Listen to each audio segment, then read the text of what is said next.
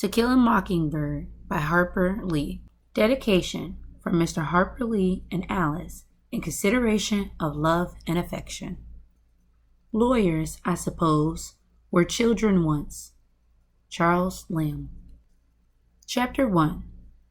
When he was nearly 13, my brother Jim got his arm badly broken at the elbow. When it healed and Jim's fears of never being able to play football were assuaged, he was seldom self-conscious about his injury.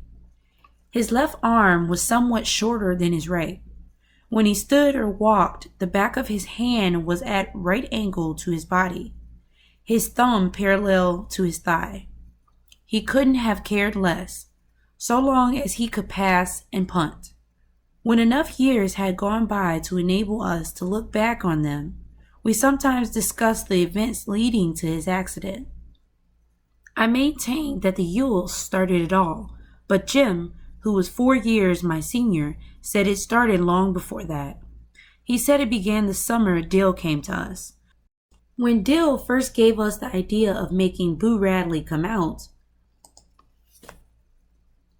I said if he wanted to take a broad view of the thing, it really began with Andrew Jackson. If General Jackson hadn't run the creeks up the creek, Simon Fitch would never have paddled up to Alabama. And where would we be if he hadn't? We were far too old to settle an argument with a fist fight, so we consulted Atticus. Our father said we were both right.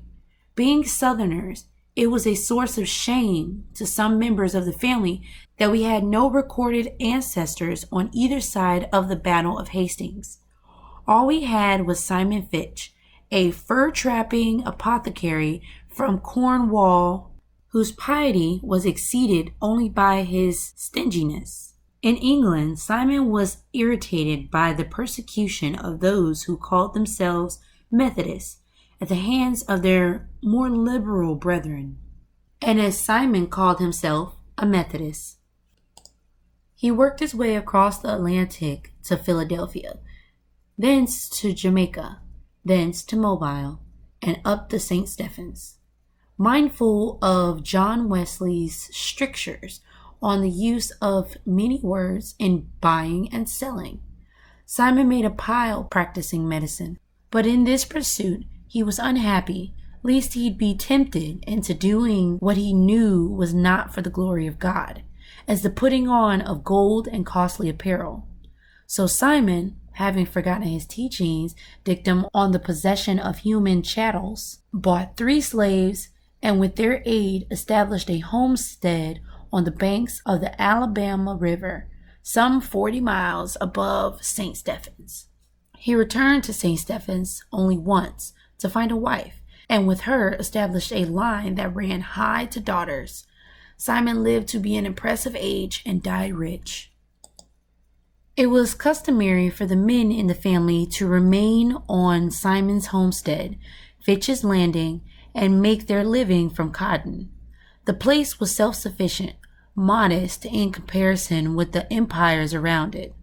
The landing, nevertheless, produced everything required to sustain life except ice, wheat flour, and articles of clothing, supplied by riverboats from Mobile. Simon would have regarded with important fury the disturbance between the North and the South, as it left his descendants stripped of everything but their land. Yet the tradition of living on the land remained unbroken until well into the 20th century, when my father, Atticus Finch, went to Montgomery to read law, and his younger brother went to Boston to study medicine. Their sister Alexandra was the Finch, who remained at the landing. She married a taciturn man, who spent most of his time lying in a hammock by the river, wondering if his trot lines were full. When my father was admitted to the bar, he returned to Macomb and began his practice. Macomb, some 20 miles east of Finch's Landing, was the county seat of Macomb County. Atticus's office in the courthouse contained little more than a hat rack, a spittoon, a checkerboard, and an unsullied Code of Alabama. His first two clients were the last two persons hanged in the Macomb County Jail. Atticus had urged them to accept the state's generosity in allowing them to plead guilty to second-degree murder and escape with their lives. But they were Hayfords, in Macomb County, a name synonymous with jackass.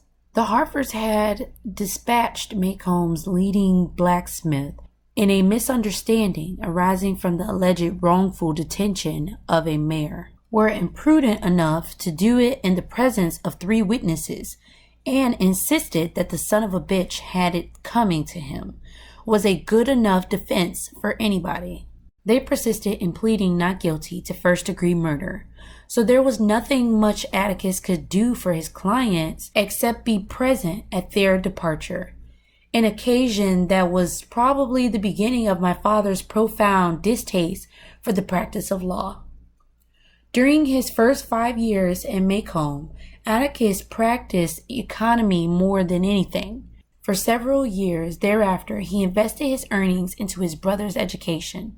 John Hale Finch was 10 years younger than my father and chose to study medicine at a time when cotton was not worth growing. But after getting Uncle Jack started, Atticus derived a reasonable income from the law.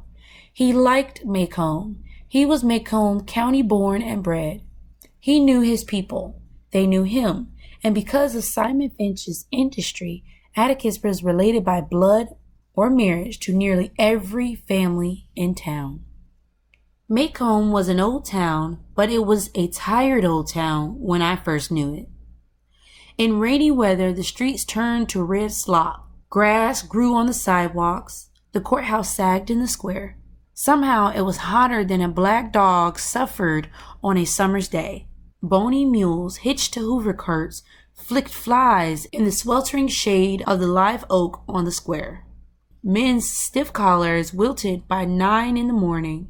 Ladies bathed before noon, after their 3 o'clock naps, and by nightfall were like soft tea cakes with frosting of sweat and sweet talcum. People moved slowly then. They ambled across the square, shuffled in and out of the stores around it, took their time about everything. A day was 24 hours long, but seemed longer. There was no hurry, for there was nowhere to go. Nothing to buy, and no money to buy it with. Nothing to see outside the boundaries of Macomb County. But it was a time of vague optimism for some of the people. Macomb County had recently been told that it had nothing to fear but fear itself. We lived on the main residential street in town. Atticus, Jim, and I, plus Calpurnia, our cook. Jim and I found our father satisfactory. He played with us, read to us, and treated us like courteous detachment. Calpurnia was something else again. She was all angles and bones. She was nearsighted. She squinted. Her hand was wide as a bed slat and twice as hard. She was always ordering me out of the kitchen, asking me why I couldn't behave as well as Jim when she knew he was older, and calling me home when I wasn't ready to come. Our battles were epic and one-sided. Calpurnia always won, mainly because Atticus always took her side. She had been with us ever since Jim was born, and I had felt her tyrannical presence as long as I can remember. Our mother died when I was 2, so I never felt her absence. She was a Graham from Montgomery. Atticus met her when he was first elected to the state legislature. He was middle-aged then. She was 15 years his junior. Jim was the product of their first year of marriage. 4 years later, I was born, and 2 years later, our mother died from a sudden heart attack. They said it ran in her family. I did not miss her, but I think Jim did. He remembered her clearly, and sometimes in the middle of a game, he would sigh at length, then go off and play by himself behind the car house. When he was like that, I knew better than to bother him. When I was almost 6 and Jim was nearly 10, our summertime boundaries within calling distance of Calpurnia where Mrs. Henry Lafayette Dubos's house 2 doors down to the north of us, and the Radley place 3 doors to the south.